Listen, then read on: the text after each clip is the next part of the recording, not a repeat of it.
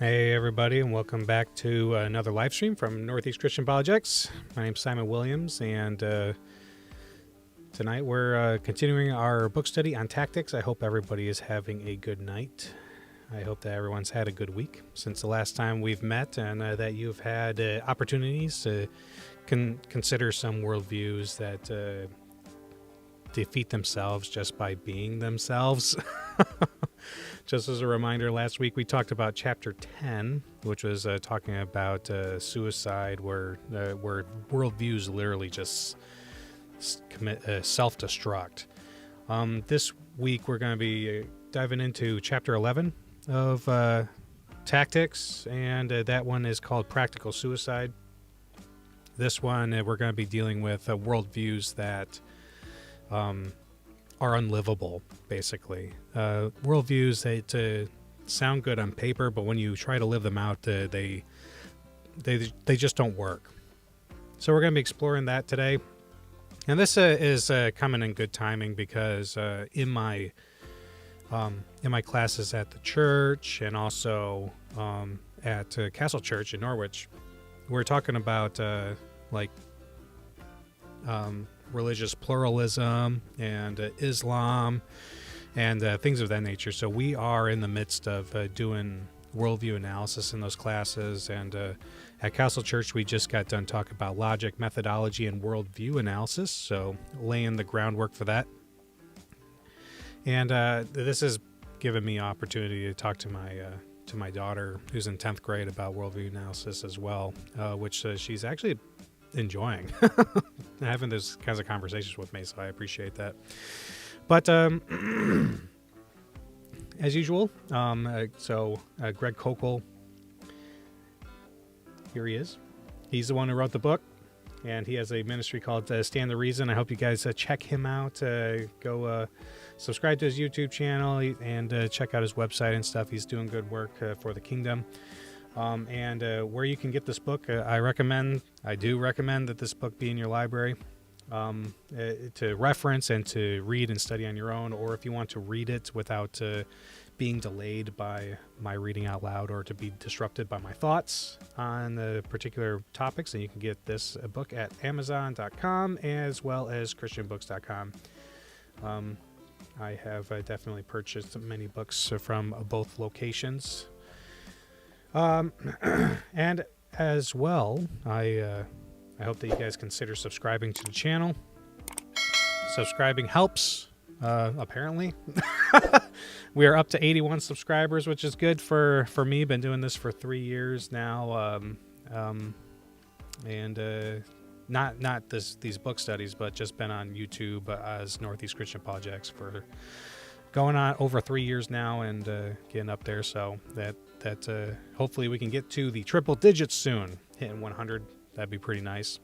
And you can help that by sharing the content and just leaving comments and likes and things of that nature.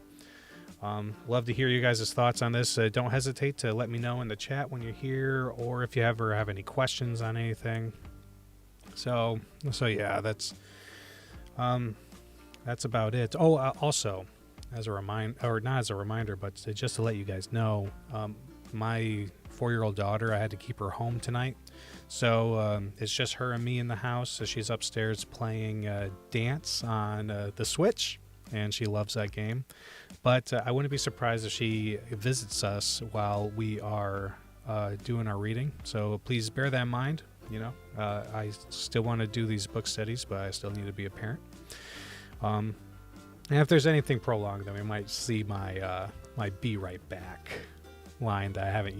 My page, I guess, my "Be Right Back" media that I haven't used in a while. I put a lot of effort into that thing, and I've only used it once. But maybe we'll get it tonight. We'll see. Anyway, thanks for checking out these videos, and without further ado, we'll jump into the reading. So let's jump over to. Here we go. All right. So last week, I was watching back the video and I saw the words and they were so tiny. I was like, oh. They're so small. So I made the words bigger, so hopefully they're more legible tonight, and or when anybody else sees these videos and they're able to follow along with us, even if they don't have the book. Remember that these videos are meant to make it more convenient for people to get access to this really important information. I think that these books that we're going to be reading here are really helpful for building faith and empowering the kingdom to be more effective at being ambassadors. Remember that we are sojourning in this land of the dead, and we want to bring life and light. And these things help. These things help. On Guard helps us with philosophical knowledge and foundations for our faith, and Tactics helps us to be better equipped to have conversations. So Koukl starts this chapter by saying, in the previous chapter, we learned that once in a while, defending against an opposing view takes almost no work at all. Sometimes the easiest way to deal with another's objection is not to feed her more information, but rather to show her that her point commits suicide. We have already explored the concept I call formal suicide, when an idea or objection violates the law of non-contradiction in a straightforward fashion. However, some views that are not intentionally contradictory can be self-defeating in other ways. Practical suicide, infanticide, and sibling rivalry are terms I use to describe three other ways statements or arguments self-destruct. I will take up practical suicide in this chapter and discuss the other two in chapter 12. Give me 1 second. There we go. So practical suicide. All right, I can already hear my daughter calling for me. I told her that I was doing this, but she doesn't have very good boundary recognition right now. All right, so some points of view fail the pragmatic test. They simply cannot work in real-life applications. When a person says, I never say anything out loud, there is no logical contradiction, strictly speaking, just a practical one. He can't verbalize his conviction without refuting it. This type of suicide applies to a number of views people can believe, but to not promote without running into trouble. You see the conflict immediately in the claim, it's wrong to say people are wrong. Holding that it is wrong to find fault in others is not itself incoherent. I know that sounds odd considering the wording, but when you think about it, the problem occurs only when you say the statement. You would be doing the very thing you say should not be done. This kind of inconsistency is self-defeating because the person who voices this view contradicts his convictions. All right, just give me 1 second.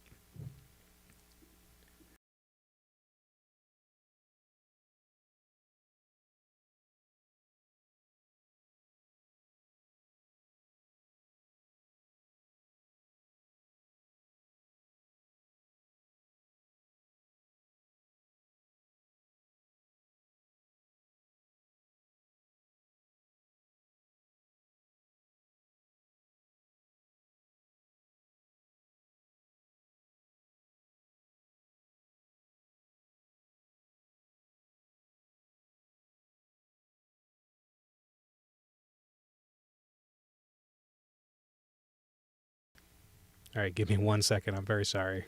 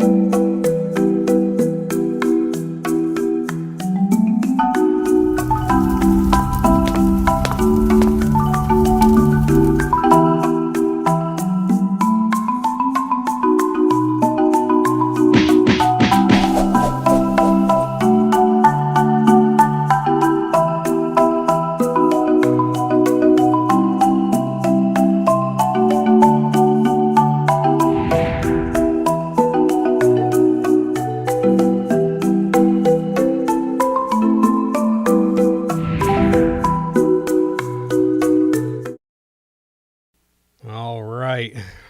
Mighty Venus says, those distracted children, Jesus loves them so much. He does. He does, But it's part of being a parent. You got to make sure that your kids are able to, take care of themselves a little bit, but they can't do everything themselves, especially so young. But I really appreciate you guys being patient with that. So, we're talking about practical suicide, and Koukl continues, like most 2-year-olds, my own little daughter adopted a philosophy of no for a season.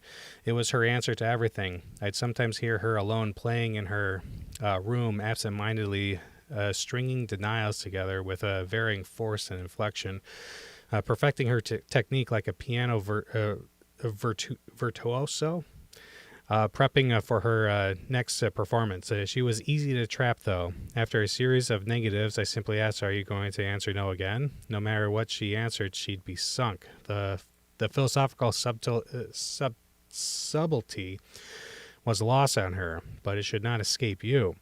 There is no internal contradiction in a philosophy of no. Once my daughter tried to practice her conviction consistently, though, she ran into trouble. This happens all the time, even with those who are old enough to know better. During a radio broadcast, I took exception to the theology of some televangelists. I was immediately challenged by a caller who said, you shouldn't be correcting Christian teachers publicly on the radio. Then why are you calling to correct me publicly on my radio show, I asked. Some Christians convinced that arguing is contrary to Scripture argue aggressively that arguments dishonor God and are of no use in persuading others. They reject apologetics because they think reason is not an appropriate tool for believers, then painstakingly list the reasons they think they're right. I'll give you 3 good reasons why you shouldn't use reason. This is the problem people face when they make the blanket statement, it's wrong to judge. About the reason thing real quick.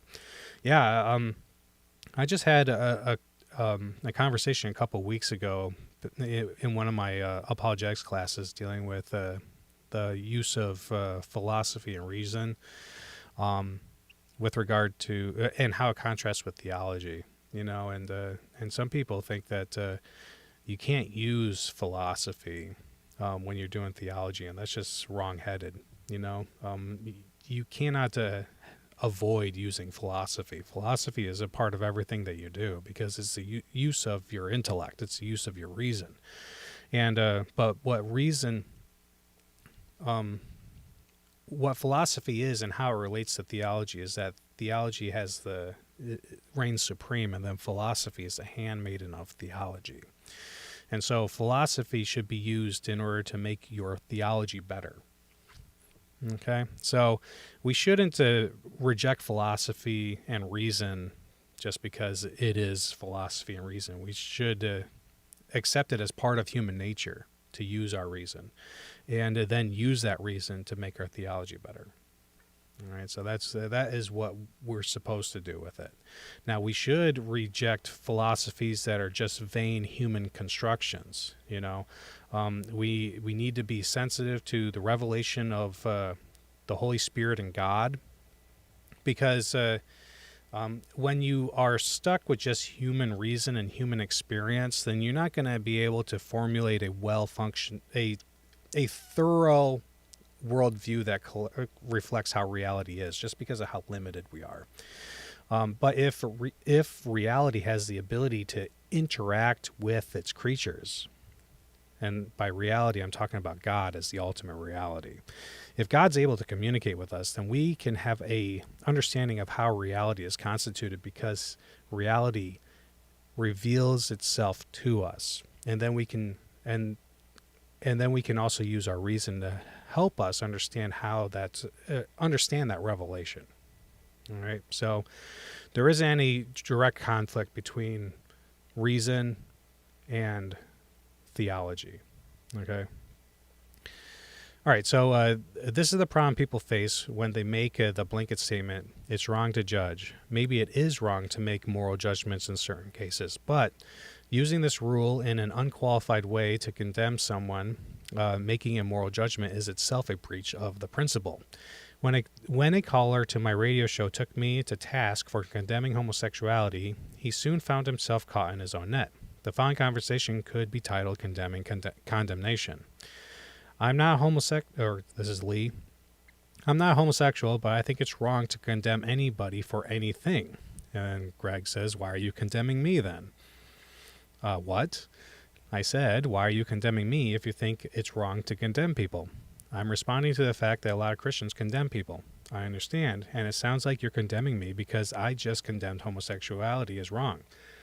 Yes, I am. You are supposed to love everybody. Well, wait a minute. You're not listening to yourself. You just said it's wrong to condemn people, and now you admit you're condemning me. So I'm asking, why are you doing the very same thing that you say is wrong when I do it? Notice how I am narrating the argument here. Okay, so that was a technique that he introduced us to earlier in the book, this can be very helpful, and and he's actually gonna explain why in a second here. So Lee, no, I'm not. Lee pauses as the light slowly begins to dawn. Okay, let's put it this way: I'm not condemning you. I am reprimanding you. Is that better? Then my comment about homosexuals, simple reprimands as well. I want you to notice two things about this exchange. First, it took Lee a few moments before he realized his error. This is not uncommon. Amazingly, some people never see it. When Lee finally came to his senses, his attempts at correcting his blunder are not helpful. Second, since I saw the problem immediately, it wasn't difficult for me to come up with a question to press the issue until Lee caught on. I employed the third use of Columbo, using a question to make a point. In this case, I pointed out that his view was flawed, being contradictory in practice. Philosopher Alvin Plantinga calls this suicidal tendency the philosophical tar baby. If you get close enough to use the idea on someone else, he says, you're likely to get stuck fast to it yourself. So moral relativism self-destructs. Moral relativists, those who deny universal objective morality, are especially vulnerable to practical suicide. Whenever a relativist says you shouldn't force your morality on other people, I always ask, why not? What can he say now? He certainly can't respond, it's wrong. That option is no longer open to him. It's a contradiction. Like saying there are no moral rules. Here's one. This response commits practical suicide. If a relativist does say that forcing morality is wrong, I ask, if you think it's wrong, then why are you doing it? Why are you pushing your morality on me right now? The only way out for a relativist, the only way for him to respond that's consistent with his relativism, is to say, pushing morality is wrong for me, but that's just my personal opinion and has nothing to do with you. Please ignore me. The first time I read that, I laughed so hard. Like, yes, you're right. Never mind. Please ignore me.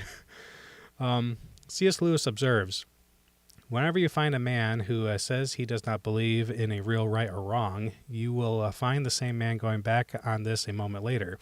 He may break his promise to you, but if you try to break one to him, he will be complaining it's not fair. A nation may say treaties do not matter, but the next minute they spoil their case by saying that the particular treaty they want to break is an unfair one. But if there is no such thing as right and wrong, what is the difference between a fair treaty and an unfair one? As I have written elsewhere, a person can wax eloquent with you in a discussion on moral relativism, but he will complain when someone cuts in front of him in line. He'll object that it's unfair treatment to the unfair treatment he gets at work and denounce injustice in the legal system. He'll criticize crooked politicians who betray the public trust and condemn intolerant fundamentalists who force their moral views on others. I think this was Paul's point in Romans 2:1 when he wrote, "You have no excuse, every one of you who passes judgment. For in that which you judge another, you condemn yourself. For you who judge practice the same things." Paul argued that those who set up their own morality are still faulted by the standards of their personal moral code. That's practical suicide. When you see it happening, use a question to point it out. If someone says people should never impose their values on others, Ask if those are his values. They are. Next, ask why he's seeking to impose them on others. Usually a person cannot deny moral truth without immediately affirming it. The minute they say it's wrong to push your morality on me, they have sunk their own ship. And this can be difficult to recognize at first or to actually point out. So this is something that you just have to practice, and also being familiar with what objective morality is and what relative morality is also very helpful. And in our On Guard series, the last book that we read, we actually analyzed and went through the moral argument with Dr. William Lane Craig. And so that would be a good place to start with getting a better understanding of what objective morality actually is and how exactly moral relativism just fails in these particular ways. All right. Separation Soviet style. In 1976, a decade before the Iron Curtain came down, I spent 5 weeks with 3 others in a clandestine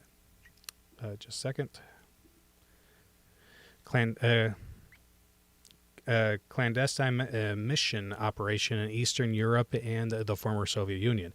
There I encountered a memorable example of practical suicide. When we crossed the border from Romania into Moldavia, we were stopped on the... just a second. All right, my daughter's crying. I gotta go see what's wrong. I'm sorry. I'll be right back.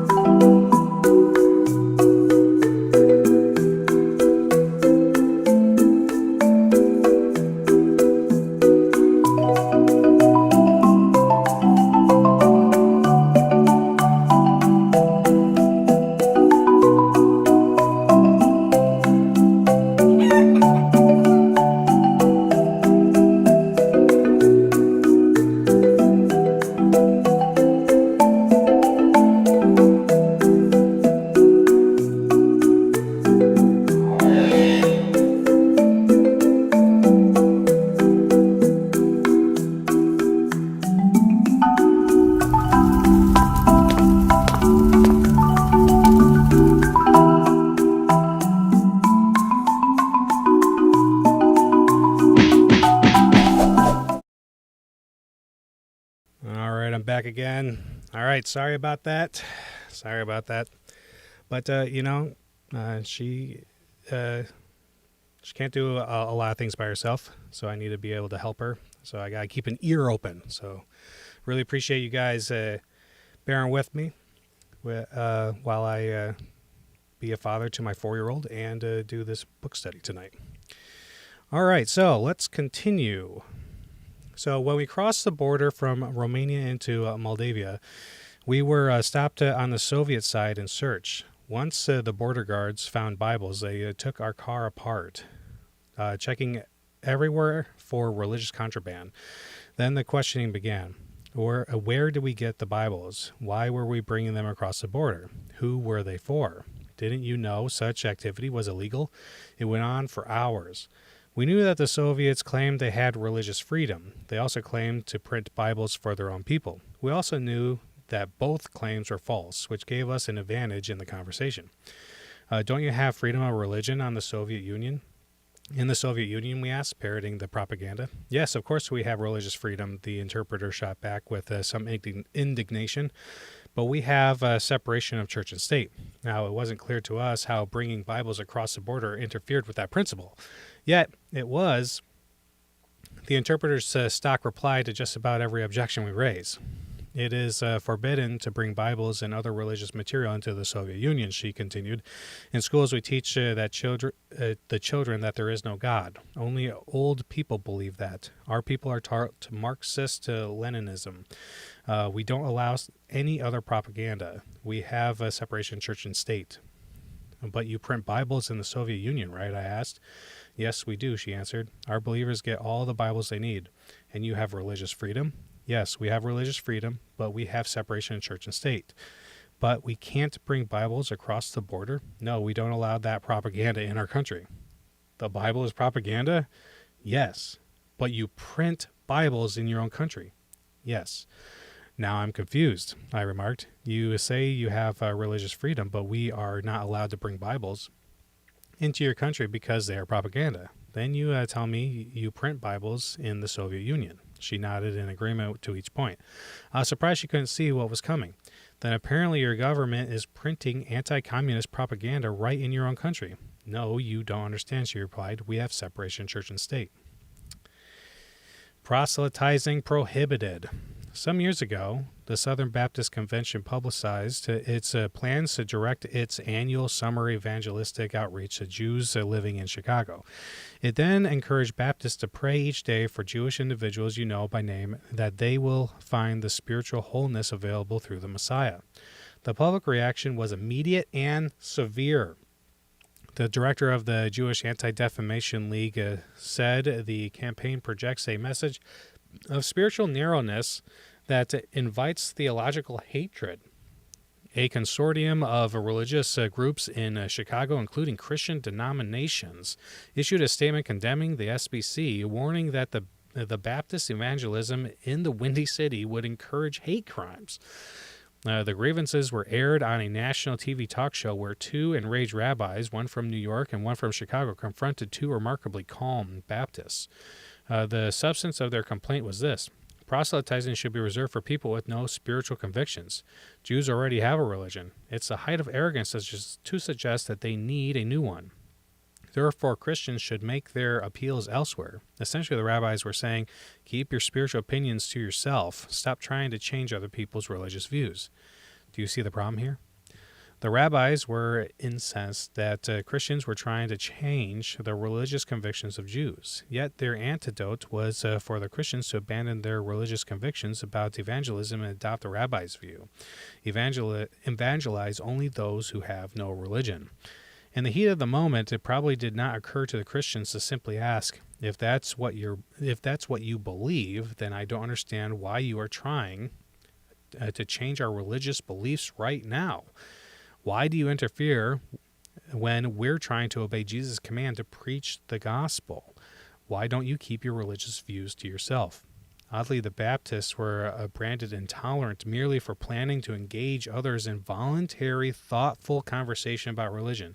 Yet the rabbis who viciously condemned them on national television were considered tolerant and open-minded.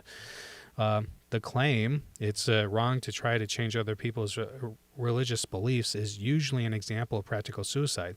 The idea itself is not intolerant. However, a person risks contradiction simply by trying to promote this conviction. It's weird how this happens.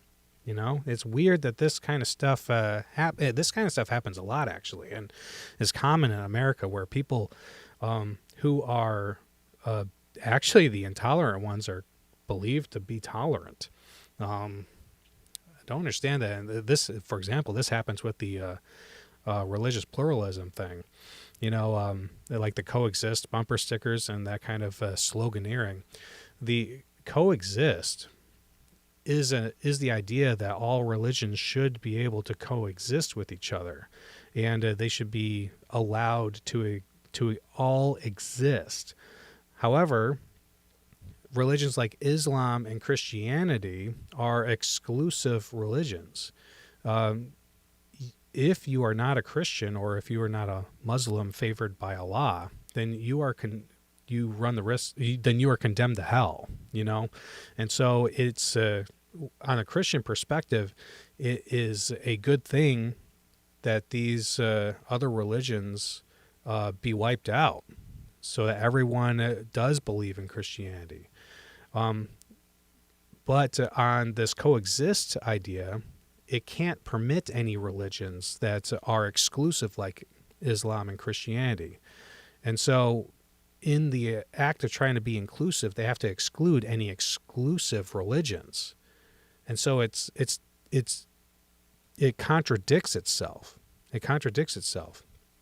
And on the religious pluralism thing, and they're very intolerant of exclusive views, exclusive religions, and things like that. But since they are thought to be, when people just superficially glance at it, they think it's a more tolerant view, when actually it's just as exclusive as Christianity, and often those people are less tolerant, you know.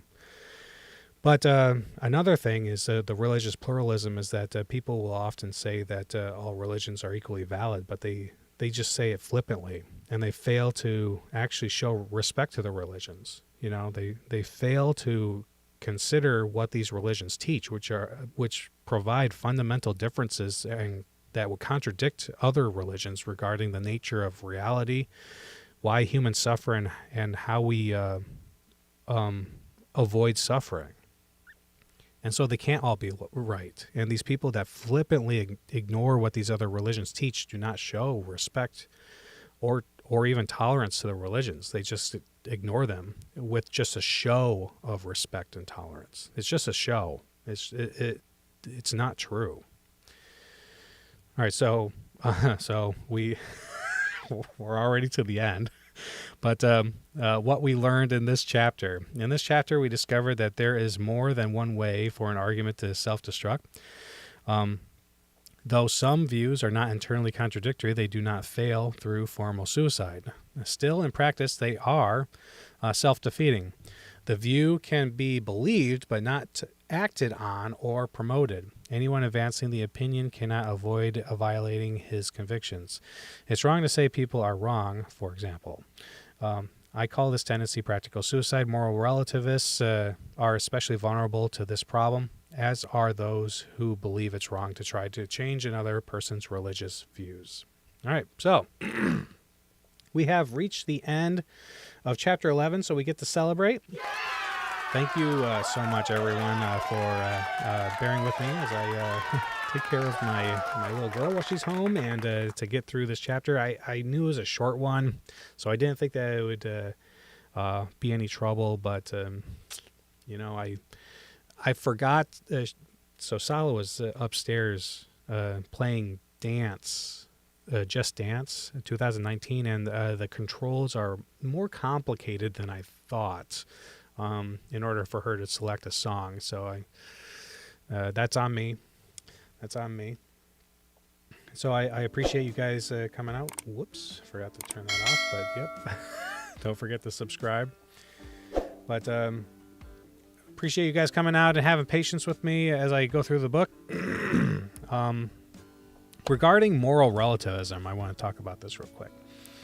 Some people will talk about like the problem of evil and claim to be moral relativists, and a lot of people try to combat that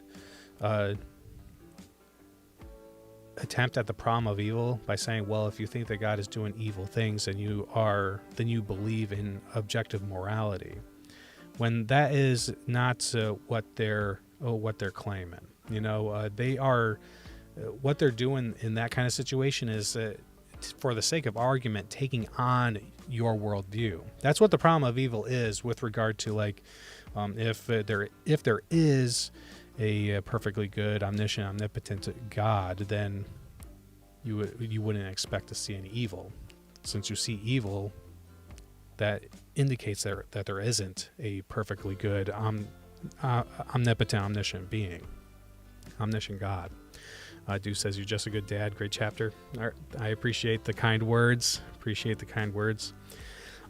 So in that very first premise, though, when they say if there is, they're saying they're taking on our claim for the sake of argument. And when we talk about perfectly good, this is a statement of objective moral standing. And so they're taking on our worldview and saying, like, if objective morality is true and such a being exists, then you wouldn't see as much evil or evil. Either you wouldn't see any evil, period, or you wouldn't see as much evil as we do see, or we wouldn't see any arbitrary evil or vicarious evil, that kind of stuff. But so keep that in mind. Keep that in mind when you're engaging in these kinds of conversations, that you don't get confused on what people believe when they're positing certain arguments. You know, a Christian can run the Kalam cosmological argument and not believe in standard model cosmology. You know, what you're doing is taking on aspects of people's worldview. You know, when you provide the cosmological model, the standard model for the Big Bang, and saying, look, science seems to indicate that the universe began to exist.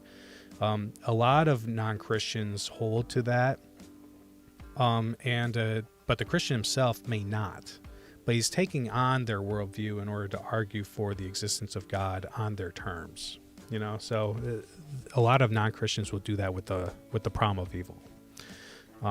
We'll just, for the sake of argument, take on this notion of objective morality and say, on your terms, then you should not believe that God exists. But there's ways of handling that Dr. Craig addresses in his book On Guard, and Reasonable Faith in a lot of other places. And we might read Reasonable Faith down the line, but that's not going to be for a while. And Reasonable Faith is just like a more advanced version of On Guard. So we might, but I appreciate feedback. I appreciate you guys coming out and spending this time with me, talking about apologetics and how to have conversations with people, and how ideas fail in and of themselves. Worldview analysis is incredibly important. It's incredibly important that we analyze. We ask the question, why is it that I believe what I believe? Why should I prefer my worldview over a competing worldview? And then challenge it, investigate it, and prove it. You know, if Christianity is true, then it's going to withstand scrutiny. All right, so don't be afraid to scrutinize it. All right, I'm gonna head out tonight. Hope you guys have a great week, and that you run into plenty of people to have conversations with, and that you get to practice your Columbo tactics. All right, see you guys next week when we talk about chapter 12, which is going to be sibling rivalry and infanticide. All right, God bless. Hey, before you go, I hope you enjoyed today's enlightening discussion during our Christian Apologetics book study. It's always a blessing to come together to explore our faith and grow in our understanding. Your participation means the world to me, and I'm grateful for your continued support of Northeast Christian Apologetics. Remember, you can stay connected with me and access valuable resources by visiting my website at nechristianapologetics.com. There you'll find a wealth of articles, videos, and recommended reading material to deepen your knowledge of Christian apologetics. If you're as passionate as I am about equipping believers to defend their faith and engage in meaningful conversations, you can also support this ministry in various ways. One way to support this work is through patreon.com. By becoming a patron, you'll have access to exclusive content, early access to our discussions, and a chance to connect with like-minded individuals who share your passion for Christian apologetics. If Patreon is not your style, some people prefer to give me a one-time tip. And if you'd like to do that, then feel free to do so through Venmo or Cash App. But of course, there are many ways to support me. By praying for this ministry, sharing the content on social media, or simply spreading the word about what I do. Every bit of support goes a long way in helping me fulfill my mission. Once again, thank you for joining me today. Your presence and engagement enrich these discussions, and together, we're on a journey to strengthen our faith and share the good news with others. Stay tuned for more exciting book studies, thought-provoking discussions, and opportunities to grow your Christian apologetics journey. I look forward to seeing you again.